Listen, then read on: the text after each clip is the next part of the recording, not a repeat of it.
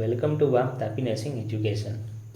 આજે 29 જુલાઈ એટલે કે ORS ડે તરીકે જોવામાં આવે છે, જેની થીમ છે જોડી number 1 ORS and zinc.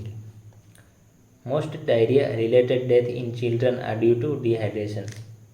Many of these deaths can be prevented with the use of oral rehydration therapy. Diarrhoea બાળકોમાં જોવા મળતી કોમન પ્રોબ્લેમ છે, જે ઘણા બધા લોકો ધ્યાનમાં લેતા નથી. આપણા ઇન્ડિયાની અંદર ડાયરિયાથી સૌથી વધારે ડેથ થાય છે. આ ડેથને આપણે રોકી શકીએ છીએ ઓરલ રિહાઇડ્રેશન થેરાપી દ્વારા. આગળ જોઈશું ORSનો એમ્સ શું છે.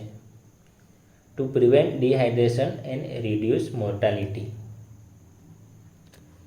Oral rehydration therapy, a solution of electrolytes or salt which are essential for normal physiological function in the body.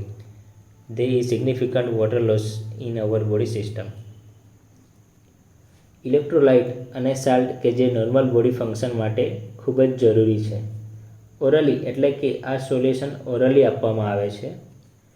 Rehydration એટલે કે એવી કન્ડિશન કે જેમાં પર્સનને રિહાઇડ્રેટ કરવામાં આવે છે. એક્ઝામ્પલ તરીકે ડાયરિયા અને વોમિટિંગ. સાલ્ટ એટલે કે ઘણા બધા ઇલેક્ટ્રોલાઇટ્સનું કોમ્બિનેશન.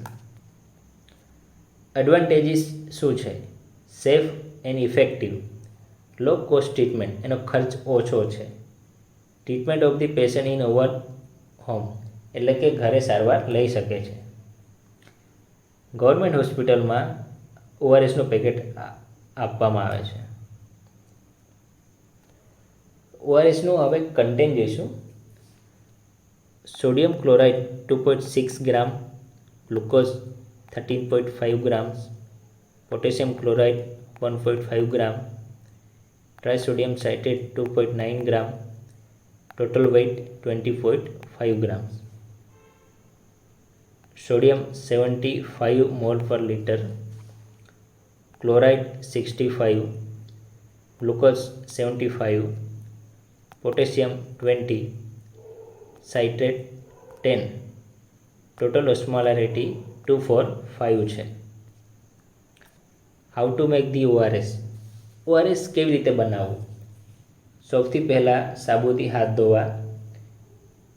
ORS પેકેટને તોડી 1 લીટર પાણીમાં નાખવું અને મિક્સ કરવું જ્યાં સુધી એક કમ્પ્લીટ ડિઝોલ્વ નહીં થાય ત્યાં સુધી. Homemade ORS. જો ORSનો પાવડર ના હોય તો તમે કેવી રીતે ORS બનાવશો? તો 6 ચમચી ખાંડ લેવું અને અડધી ચમચી મીઠું અને 1 લીટર પાણીમાં તમે ORS બનાવી શકો છો. હવે ORS કેટલા પ્રમાણમાં આપવું જોઈએ?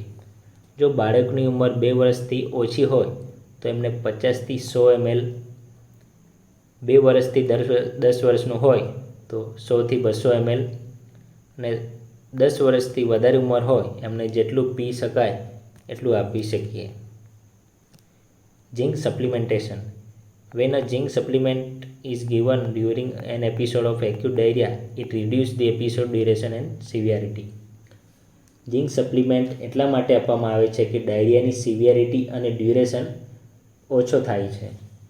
જો બાળકની ઉંમર 0થી 6 મંથ હોય તો 10 mgનો ડોઝ આપવામાં આવે છે 10થી 14 દિવસ માટે. જો બાળકની ઉંમર 6 મહિનાથી વધારે હોય તો 20 mg અને 10થી 14 દિવસ માટે આપવામાં આવે છે. તમને કંઈ પણ ક્વેરી હોય તો તમે કોમેન્ટ સેક્શનમાં લખી શકો છો. Thank you.